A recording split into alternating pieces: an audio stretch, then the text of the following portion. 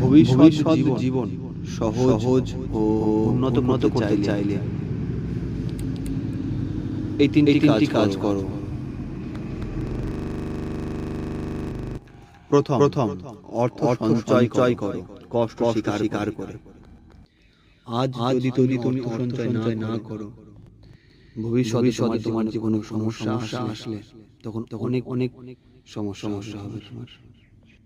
আর যদি আজ অর্থ সঞ্চয় করো, ভবিষ্যতে কোনো সমস্যা আসলে তুমি সহজেই সমস্যা উদ্ধার হতে পারবে।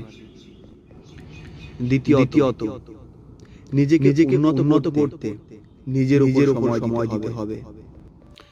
আজ তুমি যেমন তোমার পরিবেশে তা তোমার কর্মের ফল। এখন যদি তুমি তোমার নিজেকে গড়তে সময় দাও, তাহলে ভবিষ্যতে এই সমাজ তোমাকে অন্যভাবে চিনবে। তৃতীয়ত সময়ের মূল্য দাও। সময়ের মূল্য না দিলে সমাজ তোমাকে মূল্য দিবে না।